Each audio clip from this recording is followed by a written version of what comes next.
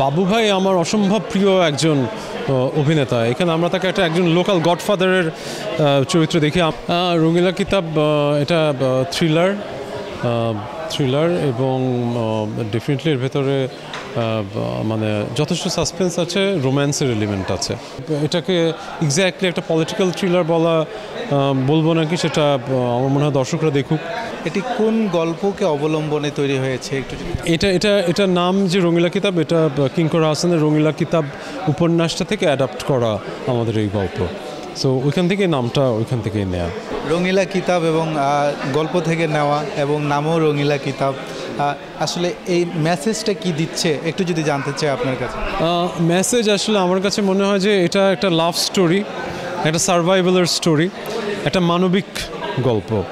তো শেষ পর্যন্ত আমরা আসলে মানুষের সাথে মানুষের যে রিলেশনশিপ, আমরা যে কাছের মানুষকে প্রোটেক্ট করতে চাই, পরিবারের মানুষকে যে আমরা প্রোটেক্ট করতে চাই, এইটার এবং আমাদের ভালোবাসার যে এই জায়গাটা নিয়ে আমরা কথাটা বলতে চাই আমাদের গল্পটা। এবং এটার ভেতরে যেহেতু সার্ভাইভালের গল্প, এইটা সার্ভাইভালের ইনস্টিংটা আমাদের ভেতরে সবচেয়ে প্রকট। অন্য সব কিছুর থেকে আমরা আসলে টিকে থাকতে চাই জীবনে। মানে মানুষ একবার জন্মানোর পর আর মরতে চায় না।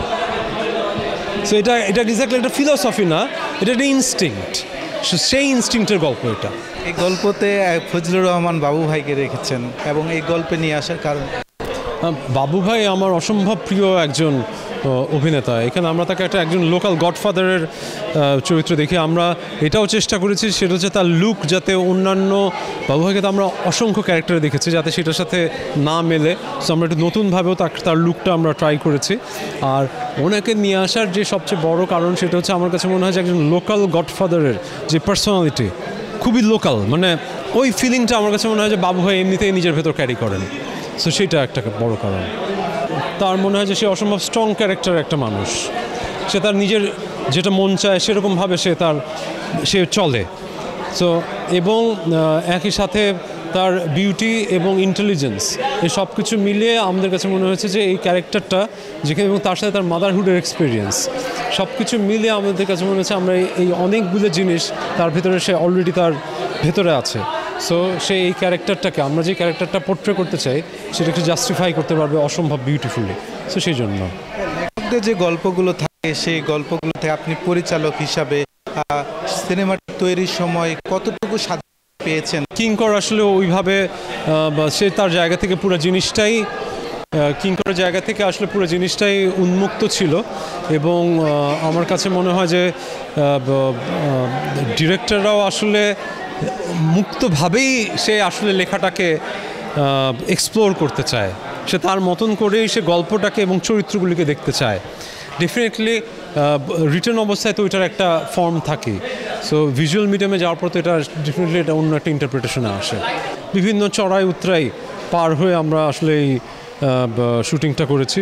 চড়াই উতরাই মানে হচ্ছে যে বিভিন্ন সময় দেখা যায় যে একবার ঝড় হয়, এক সময় স্ট্রাইক থাকে। সো এই ধরনের বিভিন্ন জিনিসের ভেতরে আমরা শ্যুট করেছি, কিন্তু সেটার ভেতরে আমাদের যে পুরো টিম, তারা তাদের এনার্জি কখনো হারায় নাই।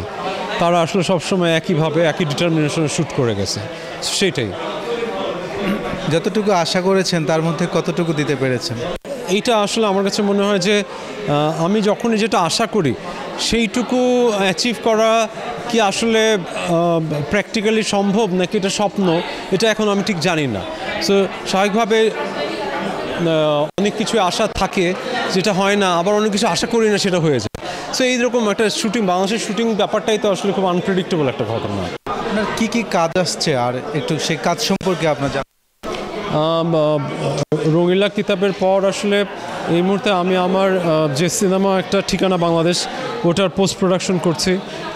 সামনে মিনিস্ট্রি অফ লাভ চরকির, ওটা নিয়েও আমার একটা ফিল্ম বানানোর কথা। নিজেদের ভেতরের অনেক ইমোশনের সাথে এই ইমোশনগুলির একটা মিল আপনারা খুঁজে পাবেন এখানে। থ্রিলার, রোম্যান্স, সাসপেন্স, অনেক কিছু আছে আর কি।